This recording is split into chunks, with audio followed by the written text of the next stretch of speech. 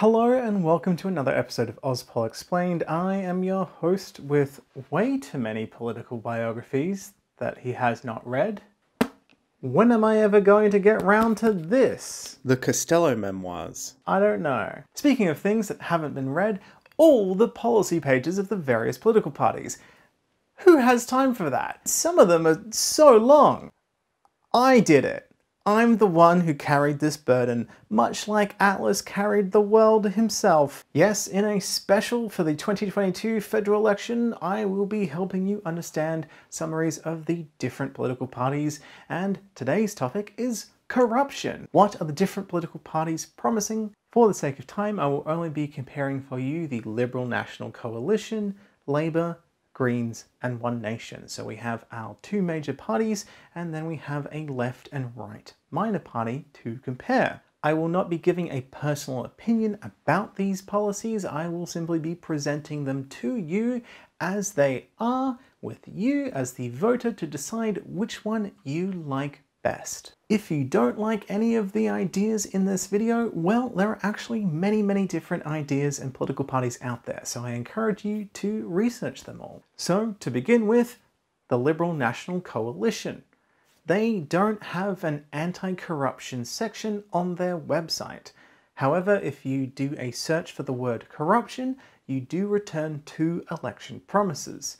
$14.9 million for Sport Integrity Australia as part of a larger $35 million spending to avoid corruption in sports. And they also promise $4.4 million to end illegal logging, which they say is linked to corruption as well as other types of crime. On the matter of a Federal ICAC, or Independent Commission Against Corruption, the Liberal Party has previously prevented debate and introduction of ICAC bills in the House of Representatives. And Scott Morrison has been critical, arguing that creating a federal anti-corruption watchdog will be like creating a kangaroo court, and has criticised the New South Wales version of their ICAC. The Liberals, however, did propose a draft for the Commonwealth Integrity Commission before the 2019 federal election, but it couldn't start investigations on its own. It also couldn't act on public tip-offs, it would have a smaller budget than a Royal Commission, had very limited scope in what it could investigate, there would be no public hearings, and it wouldn't even have the power to determine whether or not corruption had actually happened. Instead, only refer public servants to the police if it suspected corruption had occurred. And the Attorney General, which is a minister for the government, would have the power to withhold any information that person so wished from the commission itself. This is no longer an election promise, as they have now since dropped their Commonwealth Integrity Commission policy. So, what is Labour's policy?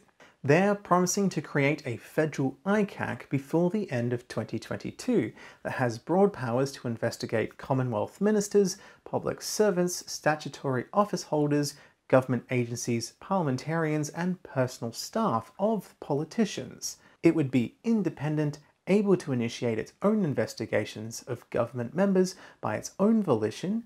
It would be able to act on complaints of the public and anonymous whistleblowers, and it would be overseen by a bipartisan joint standing committee. So basically, members from several different political parties from both chambers would have ongoing information about the Commission's work and would be able to confirm the government's nominations for Commissioner. So the government can't just handpick commissioners without bipartisan scrutiny. It also would have the power to retroactively investigate corruption if it had occurred under previous governments. It would hold public hearings. It would also be able to determine if someone had engaged in corruption before then referring them to the Australian Federal Police for conviction, or to the Commonwealth Department of Public Prosecutions. Plus, all of its decisions would be subject to judicial review to ensure balance. So, what do the Greens promise? Well, they also support creating a strong federal ICAC.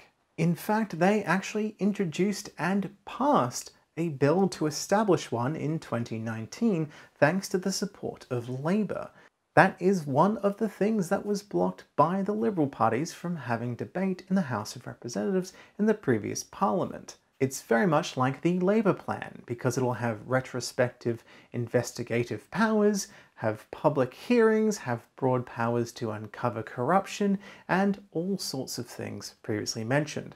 Their government transparency and accountability policy also includes introducing truth in political advertising laws, increasing parliamentary standards with an enforceable code of conduct for all politicians and senior staff, and then fund the Australian National Audit Office so it can audit every single government program. And finally, to limit political influence, they wish to cap political donations at $1,000 and ban donations from coal and gas corporations. And finally, One Nation. This one's a bit difficult to say what they are promising because, as far as I can find, they don't mention it on their website. Pauline Hanson's voting record is mostly absent on bills to do with this subject. However, in the past, she has voted in a motion of support to do with the Liberals' Commonwealth Integrity Commission and voted against a motion to create a Federal ICAC. And there you have it. I hope this has been handy to you. Please share so other people can learn this as well. It is kind of time sensitive. We've got less than 2 weeks to the election, so let people know, please. Thank you so much for tuning into this episode. I hope you've enjoyed it and learned some things. Comment down below some positive and encouraging things so I know I'm doing a good job. Give me validation, please. Thank you so much to my supporters on Patreon. You are helping pay my electricity bill. And as always, I will see you at the polls.